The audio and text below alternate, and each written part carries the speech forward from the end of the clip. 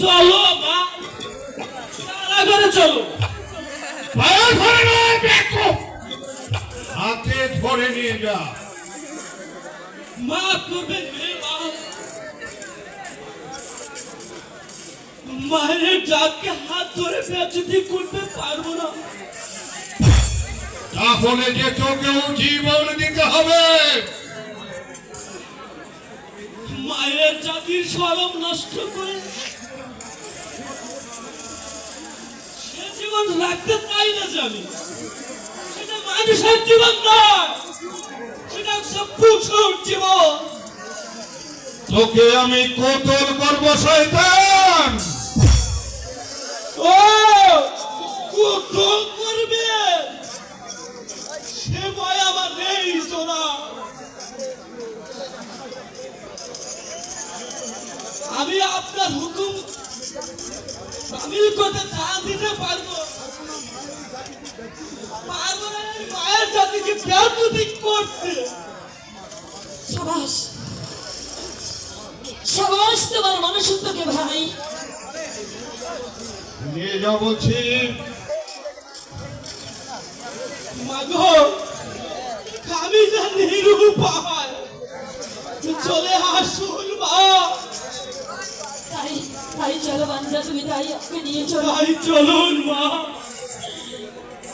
তবে যাওয়ার বেলায় কামন্দ নবাব, আমি তোমাকে বলে যাচ্ছি, যে বাসনায় তুমি আমাকে এখানে ধরে দিয়েছো সেই বাসনা তোমার কোনোদিন পূর্ণ হবে না রে নবাব, কোনোদিন পূর্ণ হবে না।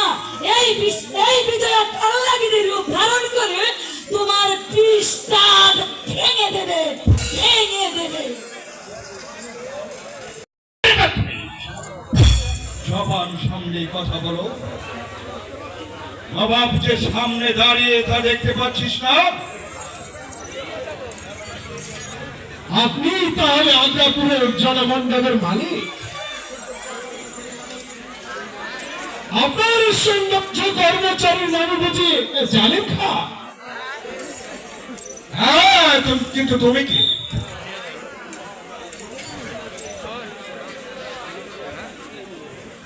এই যুবকই হলো সে আওরাতের কসম বিদ্যুৎ। ও, তুমি সে বিদ্যুৎ? হ্যাঁ, আমি সে বিদ্যুৎ ঠাকুর। কি হেতু আগমন? বিচার চাইতে। কিসের বিচার? নারী অপহরণে। কে সে অপহরণকারী? আপনারই সেই বিশ্বাস্ত কর্মচারী জালিম খা। হুঁশিয়ার কুসবির বাচ্চা, জবান সামনে কথা বল, নাহলে তোকে আমি 5-4 দিন মুখ ভেঙে দেব। মুখ সামনে কথা বলো জালিম খা। নবাব মহলে এসেছি বলে তুমি মনে করো না যে আমি তোমাদের উত্তপ্তকে বরদাস্ত করব। বলুন যাবো না, আপনি এক সপ্তাহের বিচার করবেন কিনা? না, বিচার জালিম কার হবে না, বিচার হবে তোমার। আমার অপরাধ? তুমি রাজদ্রোহী। তাহলে কি নবাবের বিচার? আমরা গরিব দরিদ্র, স্ত্রী সন্তান নিয়ে কোনো দিন কাটাচ্ছিলাম।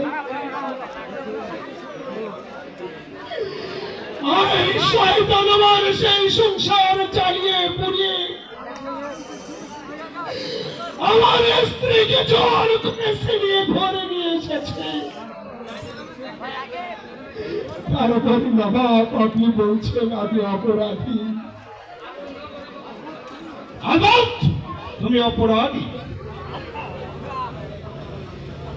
তাহলে কি আমার স্ত্রী অপহরণের বিচার পাবো না? না,